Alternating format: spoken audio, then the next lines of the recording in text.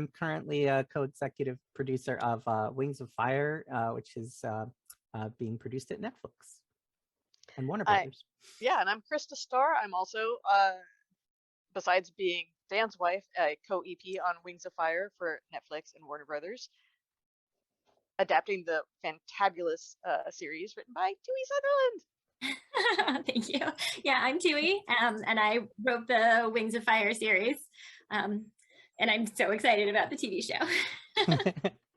I'm Emily, and I'm a reptile educator. My husband Ed and I run a reptile store, zoo, and store in Minnesota. We also run a reptile rescue in addition to that, where we deal with real life dragons, like bearded dragons that we often have for adoption. So we have the a wide array of reptiles and amphibians that we deal with on a regular basis. So that kind of brings to mind, like, I had these two questions, one for Tui and one for Emily. And Tui, I was discussing like character design and character creation from the more psychological perspective with some friends online. And I mentioned that there's this one character that I was really proud of because it's a completely original species, and I thought I developed this completely original psychology based on the needs of the species. And then I realized suddenly one day that I'd based it primarily off this one dragon. And it kind of shocked me how much similarity there was there. And I was like, dang it. And then my friend goes, oh, you mean, I'm not going to try to pronounce it, but it's that Her Majesty's Dragon by Barbara Novak, the main dragon in that series. And my friend just guessed it instantly. I'm like, oh my goodness, was it that much of a ripoff? He goes, no. It's just, that's the only dragon I know of in literature with a distinctive personality. And that was before your books had really taken off. And so Okay, I'm glad you added that clearly you don't suffer from that problem. But as I thought over it, yeah, just in all the different genres where dragons show up, they generally they're either wise or they're wiseacres, and there's some unless the author goes for the complete animalistic bent. So I wanted to ask you, why in your opinion is the mental landscape of dragon, we have all of these different dragons in all of these different genres and subgenres, why are they mentally so homogenous? Why were they mentally so homogenous? That's a great question. And unfortunately, there's a lot of background noise here. So I actually wonder if we could come back to me and I can answer that in like 10 minutes. Like, you might want to go do Emily's question.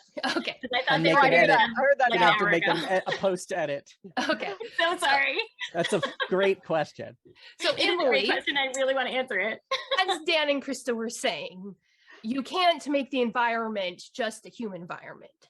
And as I know, they've been putting a lot of effort into building these dragons, and Tui wrote these dragons to be distinct creatures. But one of the biggest things in animal behavioral science was that we used to treat all animals as dogs because the dogs were the closest to us. And once they figured out that each animal has a different kind of intelligence, you can train a baby garter snake to run mazes and perform in scientific experiments. In your opinion, what would true dragon intelligence look like if you take reptile intelligence, which is very distinct from mammalian intelligence, and build it up or take it out to true sapience? What would that look like? How would that be different from human or dog intelligence? I personally see, I mean, it's hard to compare them to a reptile's intelligence because reptiles, they've got like 2 brain cells bouncing around in their heads, and dragons are the opposite end of that spectrum. But she meant that in a nice way, Everest. Well, yeah. He's like turning his back on you, like, oh, fine. I see that. He's like, oh, I see how this is.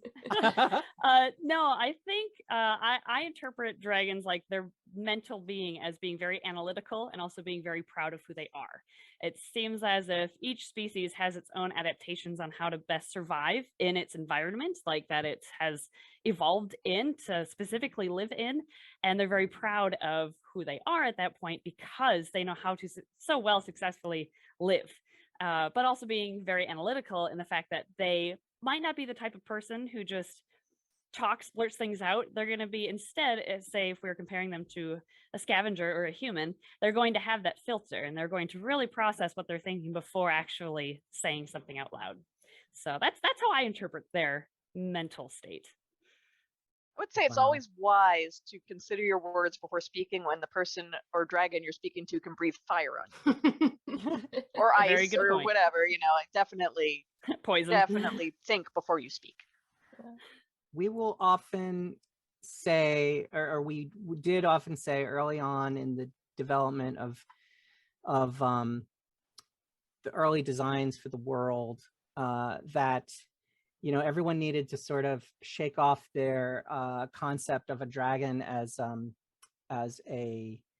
beast, either a beast of burden or a dangerous creature, and to allow them the dignity of this like very, very strong intelligence, cultural heritage, to see them as an indigenous people, for lack of a better word, but to not lose the fact that they do have talons and teeth and instincts and emotions that are also bestial. And I think the books do an amazing job of juggling those elements. And we tried really hard. We would often use the Skywing Arena as an example and say, don't forget, these aren't just the beasts in the arena. These are also the minds that built the arena.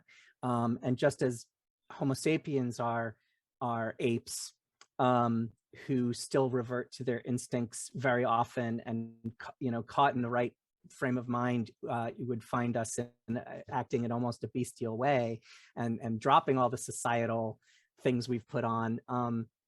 We have to think of them the same. Like, this is a culture that is capable of that like bestial response, but they have evolved past it, you know, for the most part, and they've created this society. But you know, that's been a really interesting thing to balance, and why designers and artists have really flocked to the production and had an amazing time, because there's so much to work with, and every location has like a rich history to it, and you know, there's so many stories to tell, even just in the smallest background details.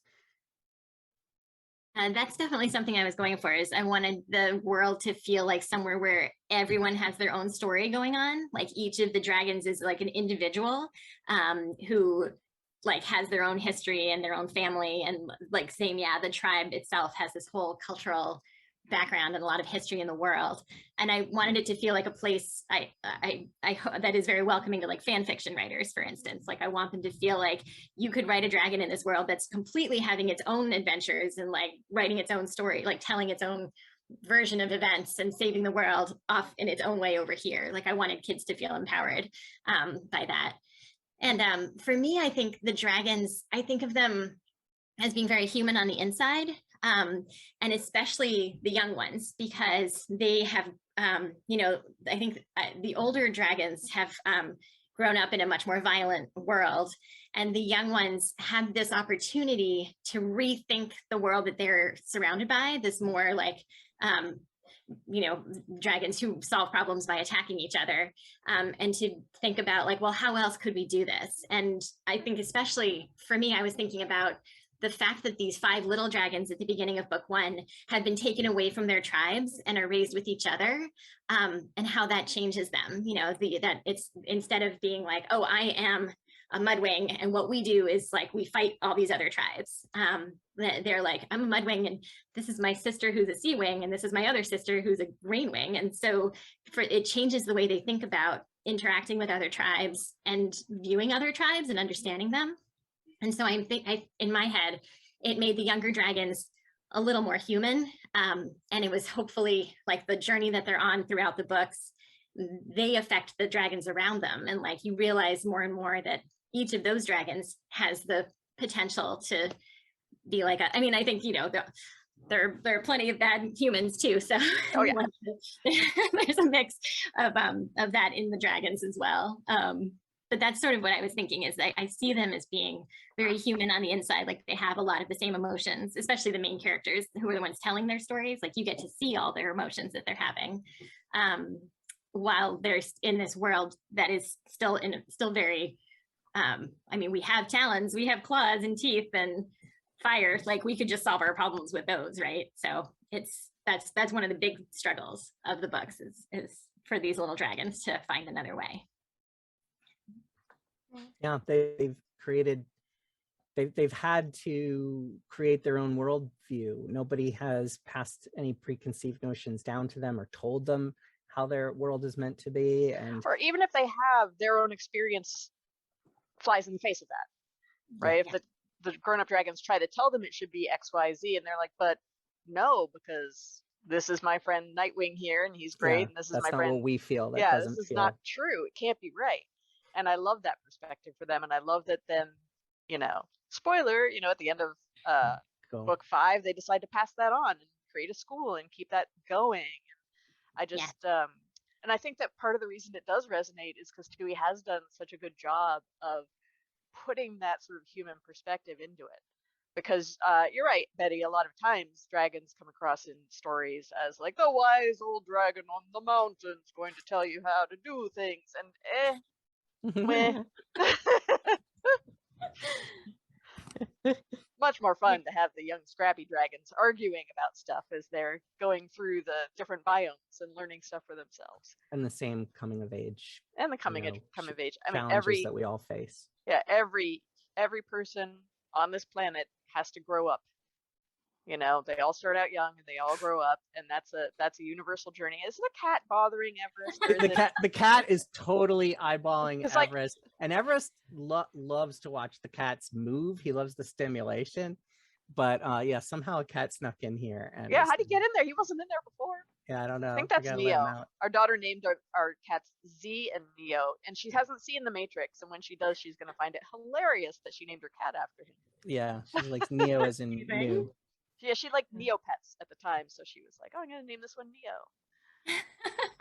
I just wanted to mention that I do think there's a lot of authors writing really unique, wonderful dragons these days. Like I don't feel responsible for that. I feel like it was happening kind of, I love the Temeraire books, the Naomi Novik books you mentioned. Like, oh my God, I think she does such an amazing job of coming up with different kinds of dragons and giving them such agency and uniqueness in the world. And I especially love the one where suddenly Temeraire has his own chapters and you can see like his voice, like, which is incredibly hilarious. I love those books. And then I would also mention Great Flynn. Yeah, we have that one. I love this book so much. It has Such a like good the best dragon in it, which is much more like Asian inspired. I just read one called After the Dragons by Cynthia Zhen, I think. It's short and it's really interesting. It's like a sort of futuristic world, but not too far off from our own. But where there are like the Western dragons were all killed off because they were dangerous, and the view of them was like, oh, they breathe fire and they'll kill us. But Eastern dragons like were left to live, and because they were associated with water and life, and so the city has all these like tiny little dragons of different kinds. Oh my gosh, just the like little world of dragons. That one, they're much more like pets. Like you don't get much of a personality from them, but it was just like such an interesting new, for me, it was a new way to look at the possibilities with dragons. And I love that there are people like coming at dragons from all these different directions now, and coming up with different ways to write about them. As a kid, I really loved when they did that sort of sidestep in Dragon Riders of Pern, where they came up with like the pet-sized ones, and they did the more kid-friendly books with the pet-sized dragons. Fire lizards! I wanted fire lizards so bad. Oh, I wrote a poem about a fire lizard, and my best friend mocked me for months. One of my favorite dragons Is she growing up was laughing now? Falcor. Falcor. Yeah. Yeah. Oh, dragons are so fun. Yep. Yeah, I wanted to be like mentally and like discover 7 fire lizards and have them all be mine. Or the 9. We would have been such good friends as children, Tui, I swear. I would not have mocked you. I would have been like, this is the best poem ever written. I know it. Thank you. Like, if I ever find it, I'll send it to you and you'll mock me. But it's okay. I deserve it. I'm sure. But I will say, one of my favorite books, though, that Tui has in her series is Turtle's book, which is a bit of a fan fiction-y kind of a thing, because Turtle, being Tsunami's brother, is wondering what kind of story he's in through the whole story. And I love that thread of thought for him. It's like, maybe I'm the hero, maybe I'm not, maybe I'm this, maybe I'm that. And that's, you know, a lot of human experience is relating to stuff through story and storytelling. And we, on any given day, are the hero of our story, or the villain of our story, or the fool of our story, or, you know, we're going through those things every single day. And seeing that writ in Tui's books, just it hit home so strongly for me, and I love it. I love it.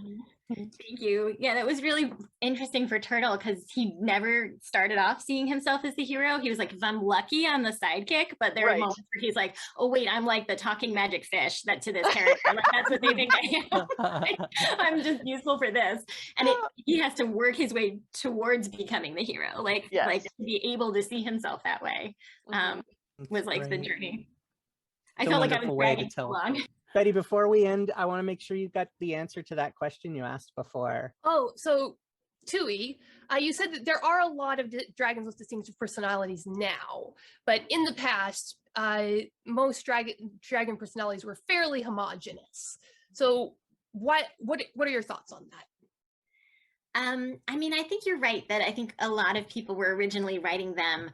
I mean, most of the stories I read growing up were from the human perspective. So they saw the dragons like we see most animals, where it's like, you know, and especially like big scary animals, like you don't have a lot of time to ascribe personality to them when you're like, run away. So maybe that was part of it. I think that, you know, and a lot of like Western dragon stories are come down from like, it's the knight going off to fight the dragon.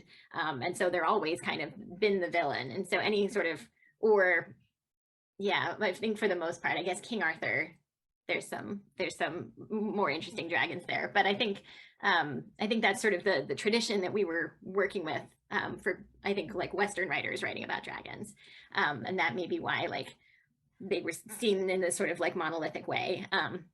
But yeah, like I said, I do think it's gotten so interesting. And I think that especially the explosion of writing about more like Asian inspired dragons like has been so fascinating because they have such interesting mythology and stories about them.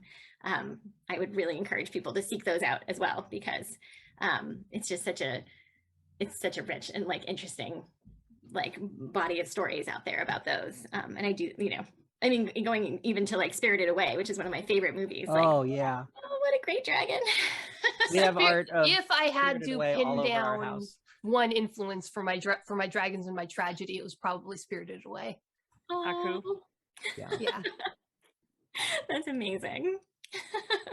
Yeah, so I mean, I love that there are so many different ways to approach dragons, and that people are having so much fun with them now. So I just hope that continues. Like the more stories about dragons, the better, I think. Absolutely. Humans are weird. We took a vote, and humans are weird. I have the data. 2 books in a series of human absurdity. Go check out these short story collections. What will our little green friends think of us when we finally do make it to space? Find out the answer in 2 books of human absurdity. Humans Are Weird, We Took a Vote, and Humans Are Weird, I Have the Data. Available on Amazon, Barnes & Noble, Kobo and Google Play.